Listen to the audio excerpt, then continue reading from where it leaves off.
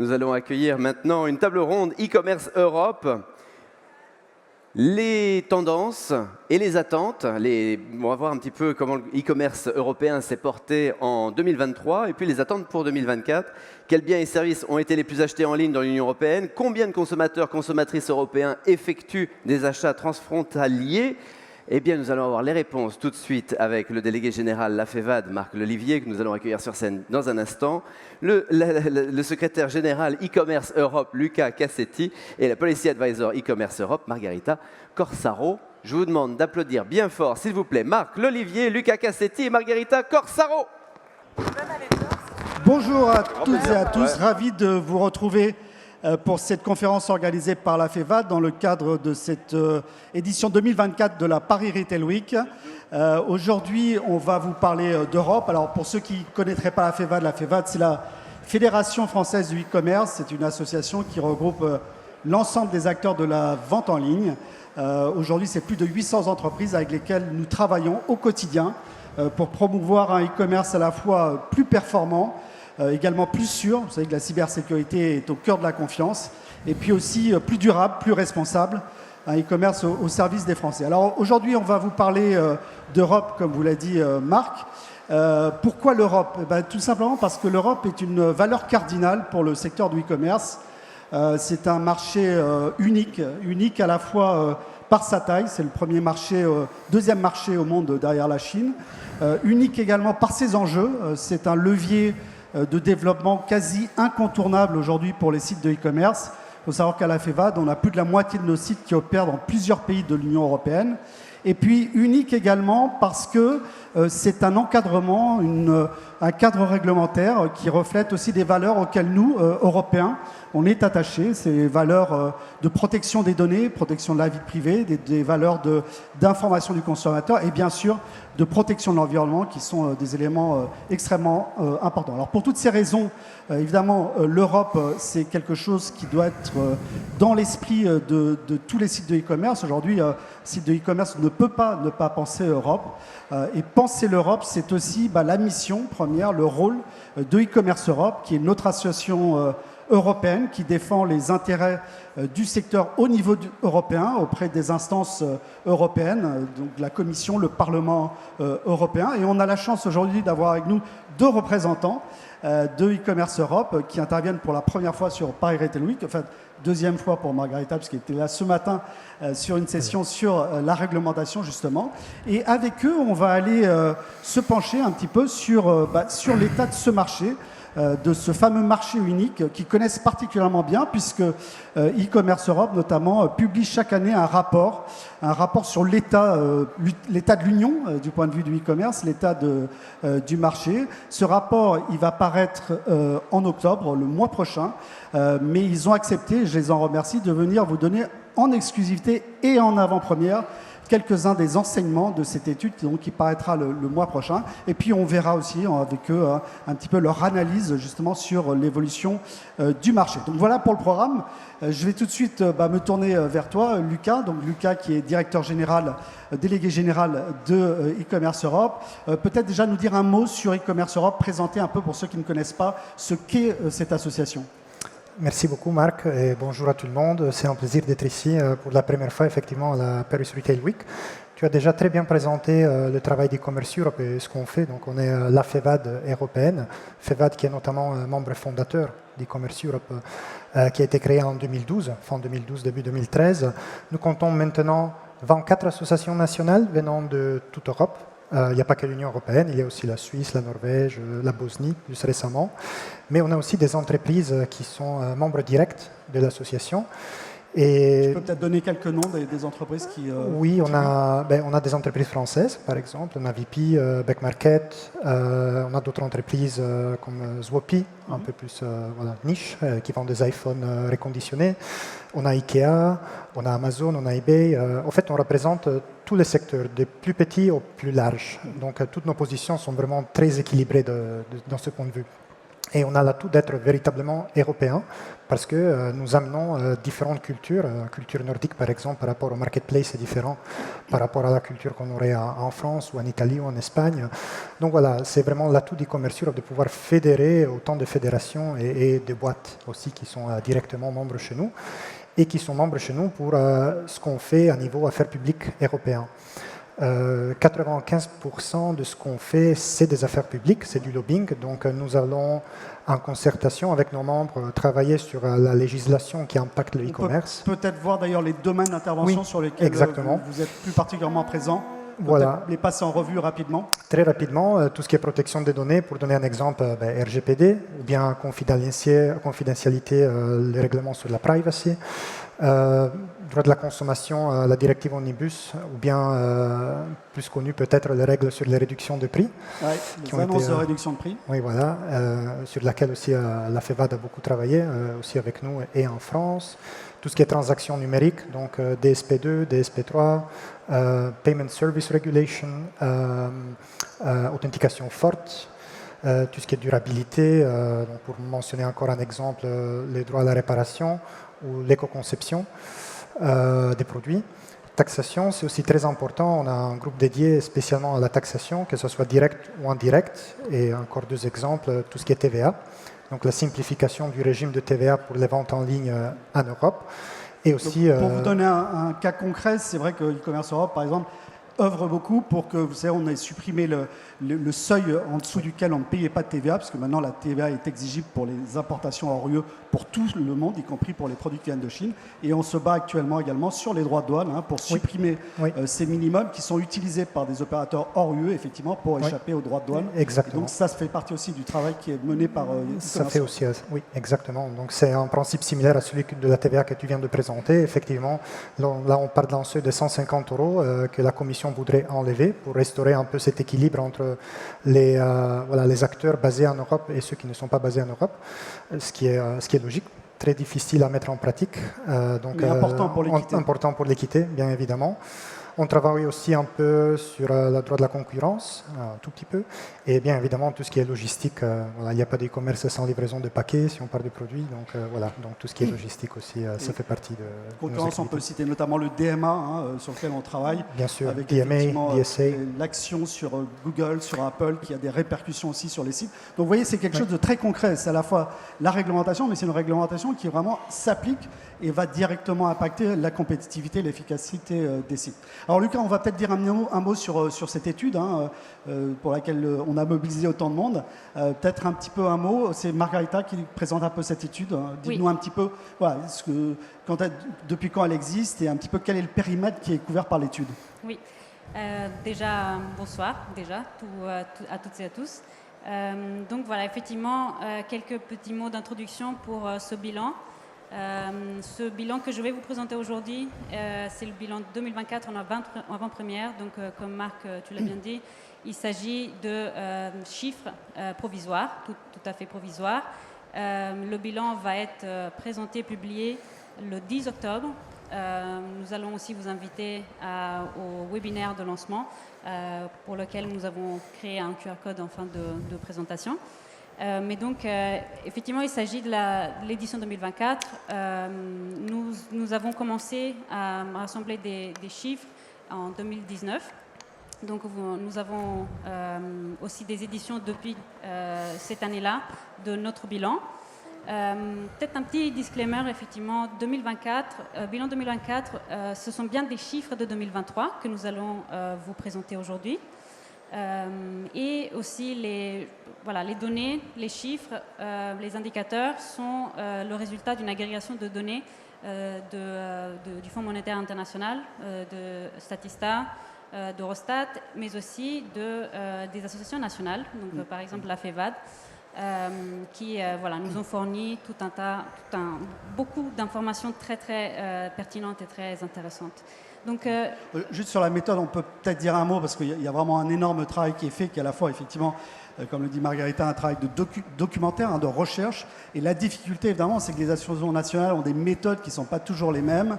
Et donc, c'est un gros travail qui est fait par e-commerce pour essayer justement de réconcilier en quelque sorte, et d'adapter un petit peu les différentes méthodologies pour arriver effectivement à ce résultat, et les entretiens effectivement qui sont faits avec les différentes associations nationales pour avoir aussi un petit peu, on y reviendra, les tendances dans chacun des pays. Tout à fait. Merci beaucoup pour cette importante addition. Donc, nous plongeons dans les chiffres que vous voyez ici projetés à l'écran. En 2023, donc, l'e-commerce, le chiffre d'affaires de l'e-commerce européen, et quand je dis européen, je me réfère bien aux 38 pays qui sont couverts dans l'étude. Donc, les 27 pays, bien entendu, de l'Union européenne, plus 11 pays, les Balkans notamment, mais aussi l'Ukraine et d'autres pays qui vont probablement prochainement devenir aussi membres de l'Union européenne, mais ça sera à voir dans les prochaines décennies. Donc, ce chiffre d'affaires s'élève à 887 milliards d'euros pour 2023, ce qui représente une croissance de 3% par rapport à 2022. Mais il faut bien savoir que si les chiffres sont corrigés de l'inflation, on arrive à un taux de croissance négatif, donc au moins 3%. Dans le bilan, une fois qu'il sera publié, vous pourriez effectivement consulter les chiffres pour le e-commerce, que ce soit des chiffres qui se réfèrent au niveau européen ou alors de l'Union européenne ou macro-région et finalement aussi pour des pays. Corrigé de l'inflation, mais aussi non corrigé de l'inflation. Ensuite, la troisième donnée que vous voyez ici à l'écran, c'est la contribution de l'e-commerce européen au PIB de l'Europe, donc des 38 pays couverts dans l'étude, qui est de 4,09%. Ensuite, on a aussi ce pourcentage, 71%, se réfère à la proportion, à la part de personnes âgées entre 16 et 74 ans de la population des 38 pays couverts par l'étude, qui achètent en ligne, qui ont acheté en ligne en 2023. L'avant-dernier point que je voulais vous mentionner aussi, là, on passe à des chiffres qui se réfèrent à l'Union européenne. Donc, en Union européenne, la part d'acheteurs en ligne, donc toujours cette population âgée d'entre 16 et 74 ans, de ces acheteurs-là, 33% ont fait des achats transfrontaliers, donc ont acheté auprès de vendeurs qui sont situés dans un État membre autre que celui où elle ou il réside.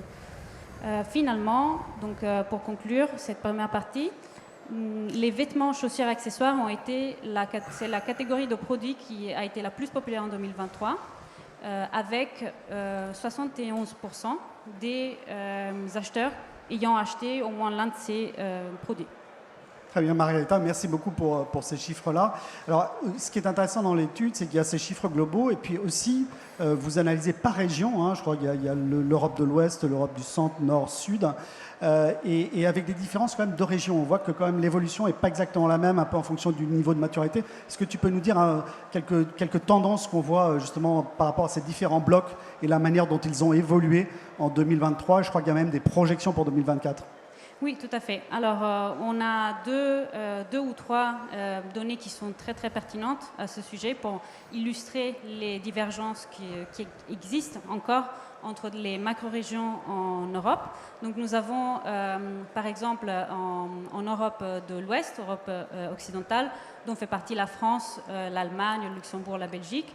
Il y a effectivement eu en 2023 une légère baisse du chiffre d'affaires par rapport à 2022, mais il faut savoir que cette macro-région engendre plus de 550 milliards. C'est un peu plus de 60% du chiffre d'affaires global, en fait, des 30 pays. Oui, tout à fait. Donc voilà, c'est un marché mature, mûr, et donc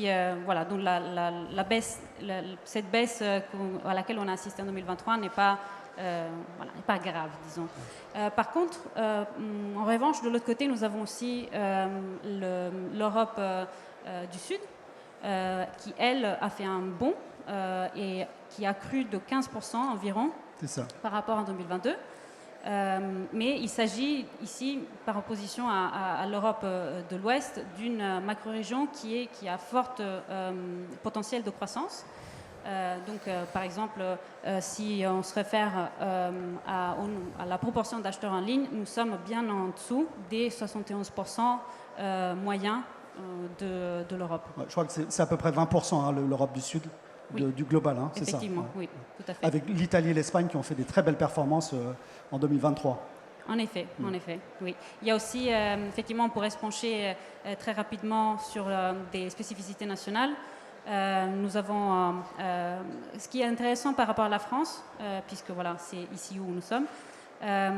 Nous voyons qu'en 2023, la contribution du chiffre d'affaires de l'e-commerce français a contribué à hauteur de 5,70% du PIB total français, ce qui est supérieur à la moyenne européenne. Exactement. Donc, ça, pour rappel, c'est 160 milliards, hein, le chiffre d'affaires en France. Tout à fait.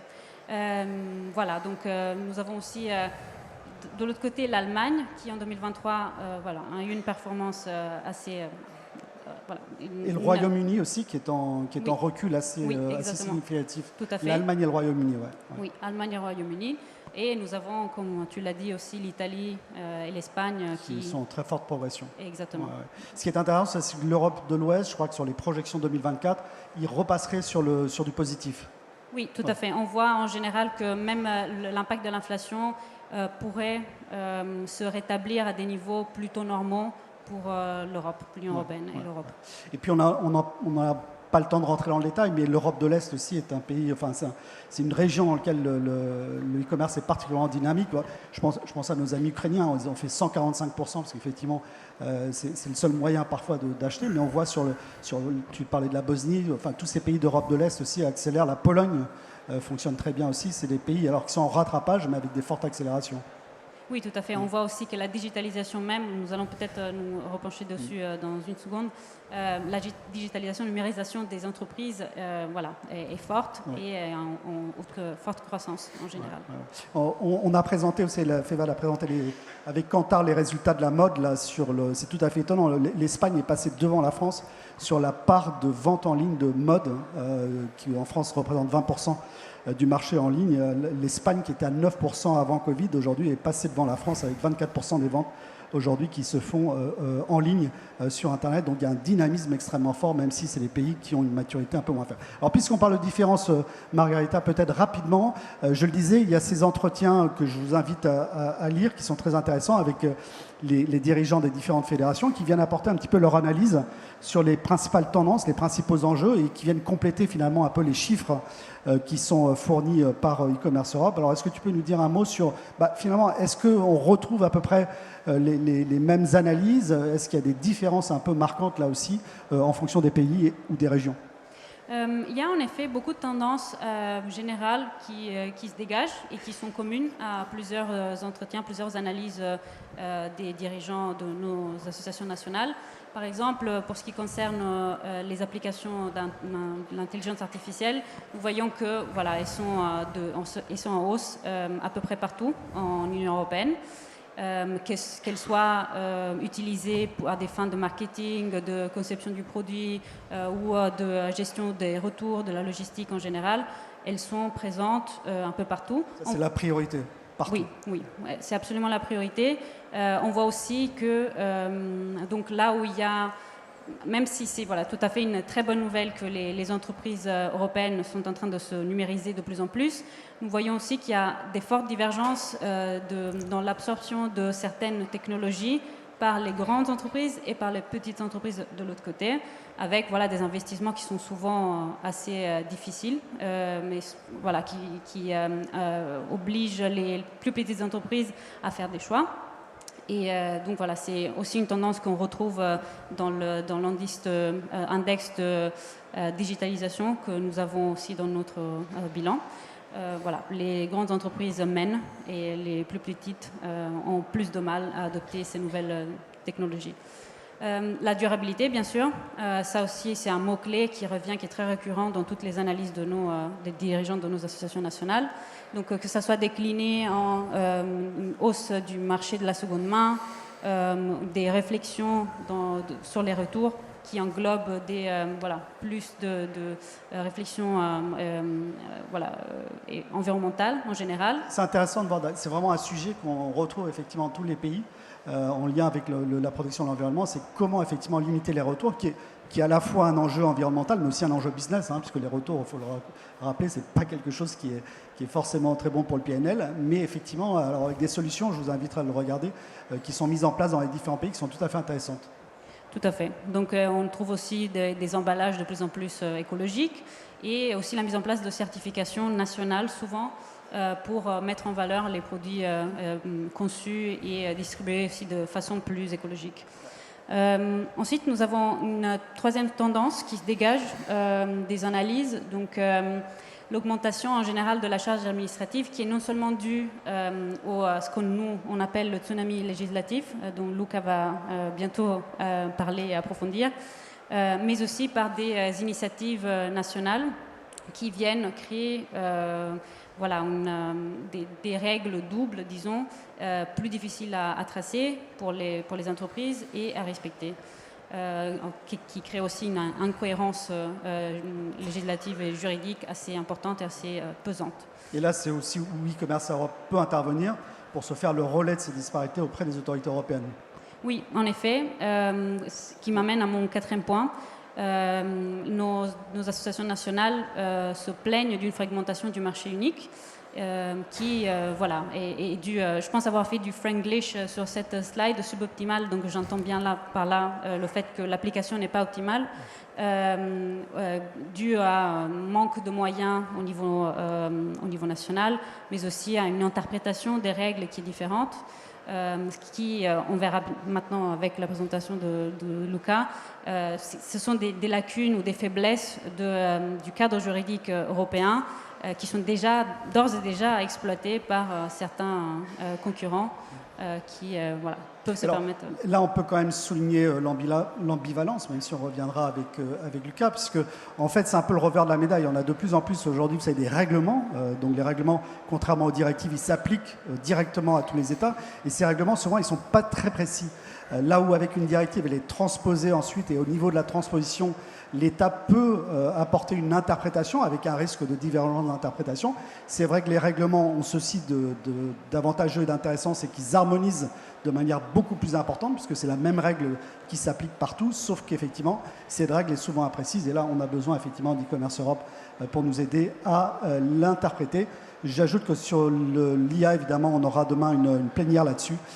On verra effectivement toutes les utilisations, les cas d'usage de cette IA dans le e-commerce.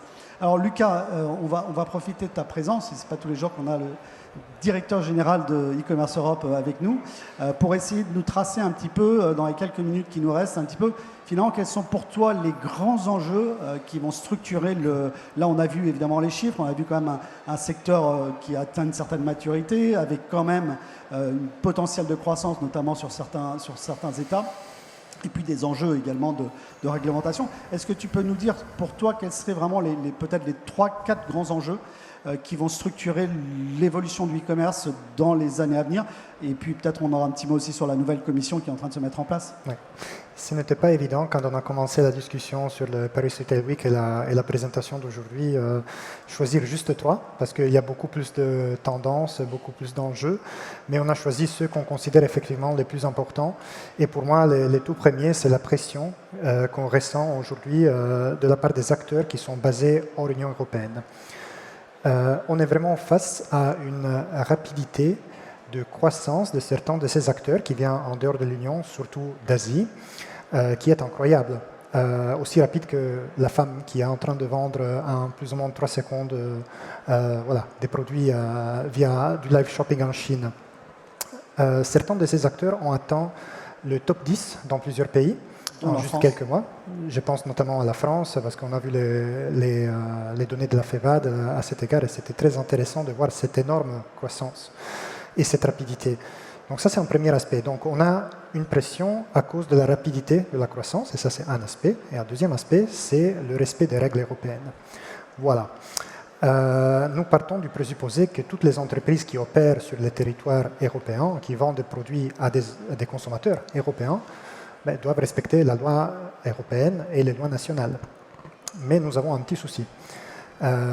Quand il s'agit d'appliquer ou de faire appliquer ces lois, l'application, qui est souvent laissée aux autorités nationales, n'est pas souvent systématique, n'est pas souvent efficace. Il y a certains États qui ont moins de ressources à disposition, que ce soit des ressources humaines, que ce soit des ressources financières, pour faire appliquer, pour faire respecter la loi. Et tout ça, en gros, ça a créé un déséquilibre entre les acteurs qui sont basés dans l'Union européenne et ceux qui sont basés en dehors de l'Union européenne. Et ce déséquilibre, c'est dû au fait que si on n'est pas basé dans l'Union européenne, c'est beaucoup plus difficile à attendre ces entreprises si on veut leur faire respecter la législation. Donc c'est un coût extra pour les entreprises qui sont déjà basées ici, qui font des investissements ici, par rapport aux autres qui ne sont pas basées ici. Et donc toutes ces lacunes peuvent être exploitées par les entreprises qui ne sont pas basées en Europe. Et ça nous amène à ce qu'on a lancé il y a quelques temps, c'était cet été, une campagne sur le Level Playing Field. J'ai essayé de le traduire en français, mais j'ai aucune idée de comment le faire, ni en italien d'ailleurs. Donc je ne sais pas si tu veux essayer de le traduire. Sur un environnement loyal et équitable. Voilà, quelque chose comme ça. Effectivement, le principe de notre campagne sur le Level Playing Field, c'est que tous les acteurs qui sont actifs sur les marchés européens, peu importe où ils sont basés, doivent respecter la loi européenne. Tous les acteurs sont les bienvenus à partir du moment où ils respectent les mêmes règles que ceux qui sont installés. Exactement. C'est une campagne pour laquelle nous avons reçu un gros soutien de la part de nos membres. Certains membres, comme la FEVAD, ont lancé une campagne même avant nous. Donc voilà, maintenant c'est une campagne vraiment au niveau européen avec toutes les associations qui se sont fédérées autour de ces sujets et aussi les entreprises qui sont bien évidemment intéressées. L'objectif est tout simplement de restaurer cet équilibre qu'on a perdu à cause de cette situation d'application inégale. Et voilà, ce qu'on veut assurer, c'est une concurrence plus loyale. Je vois le temps qui passe, Lucas. On a encore 2 enjeux peut-être à voir. Oui, mais ils sont plus courts. Ça devrait aller. Celui-ci, c'était vraiment le plus important. Je voulais dépenser quelques minutes de plus. C'est vraiment la top priorité pour nous. Et vraiment, on est en train de rencontrer aussi les politiciens. On a rencontré la DG Justice de la Commission européenne avec toi il y a 2 semaines. Donc voilà, on essaie vraiment de pousser sur ça parce que c'est vraiment une priorité pour nous et pour nos membres. Et pour les consommateurs. Et pour les consommateurs, bien évidemment, parce qu'on parle aussi de sécurité de produits. Deuxième enjeu, un peu anticipé par Margherita déjà, le tsunami législatif. On peut voir ce tsunami législatif un peu comme un facteur aggravant de la situation que je viens de présenter, parce que tout ça s'ajoute aux lois, aux règles que les entreprises doivent respecter quand ils sont actives en Union européenne.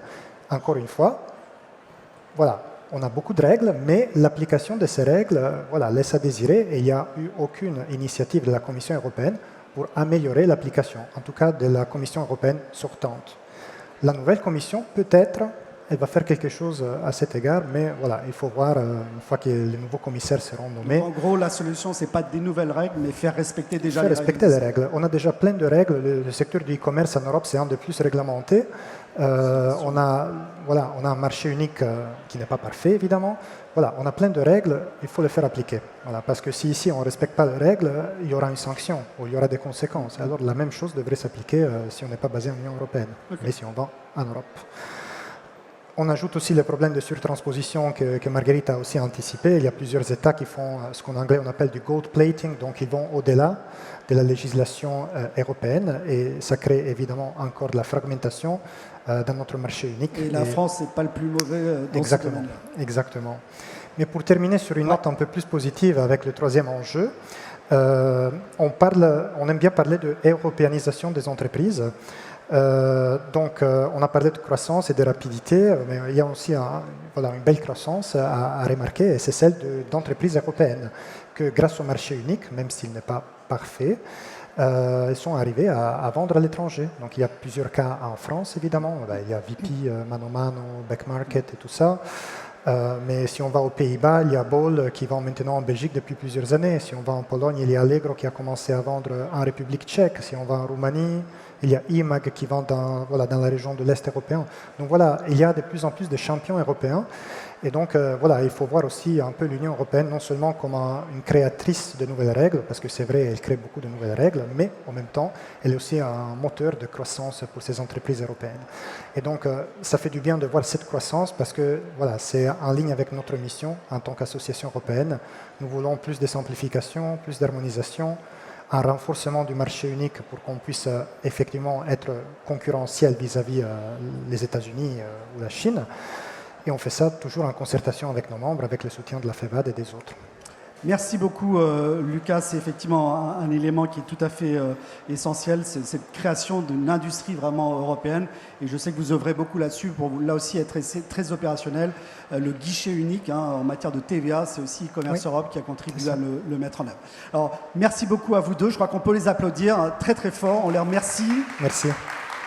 Merci de nous avoir livré en avant-première donc les résultats de cette étude. Vous avez effectivement le code QR ici qui sera donc publié le 10 octobre à 14h, entre 14h et 15h. Vous retrouvez Lucas et Margarita et Eurocommerce aussi qui a travaillé avec vous sur les résultats de cette étude. Donc je vous encourage. D'ici là, je vous souhaite à toutes et à tous un très bon salon et je rends tout de suite la parole à Marc qui va se charger de présenter la prochaine session. Merci beaucoup, très bon salon. Merci beaucoup.